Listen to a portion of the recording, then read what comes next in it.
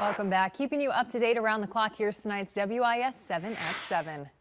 Columbia Special Victims Unit needs your help finding a 28-year-old man accused of assaulting a female in front of a child. They are searching for Joseph Anderson Jr. He allegedly assaulted the woman multiple times at an amusement center on Forest Drive.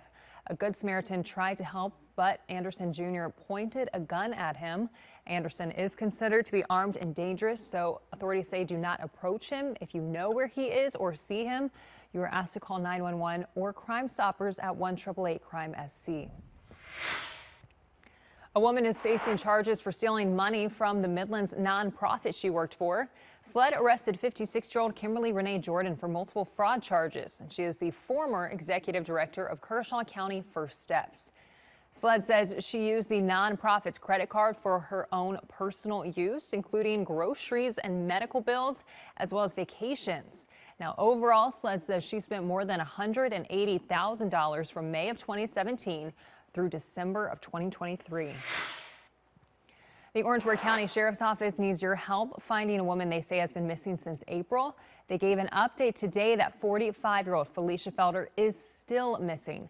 She was reportedly last seen by her family leaving her home back in April. OCSO says the family has been unsuccessful in reaching her by phone, but if you have any information, you are asked to call the Orangeburg County Sheriff's Office at 803-534-3550. Well, several types of Ritz cracker sandwiches are being recalled. The company says several packages are labeled as cheese crackers, even though they may be peanut butter. The voluntary recall covers 8-pack, 20-pack, and 40-pack cartons of Ritz peanut butter cracker sandwiches.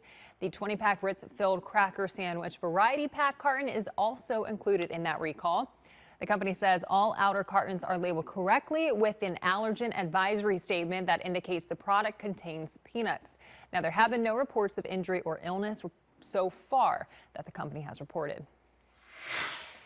Scout Motors is starting its first round of hiring for its Blythewood Production Center. As construction continues, Scout Motors is hiring maintenance technicians. Now, the company says the positions offer competitive pay, full benefits, and career growth. Weekly interview events begin Tuesday, July 29th. Scout Motors plans to bring thousands of jobs to the Midlands as it gears up to begin vehicle production in 2027. For more information on those jobs, you can find all of those details on our website, wistv.com. SCDOT says they have completed 2 road projects in Columbia, making roads safer and more beautiful. We're talking about the safety improvements on Hardin Street and South Main Street.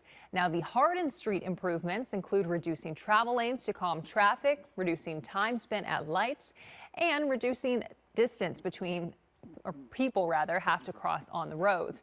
Now, the South Main Street project right next to the State House includes a dedicated bicycle lane, landscaping, added street lighting, new crosswalks, and visible pavement markings. Both projects also got updated landscaping.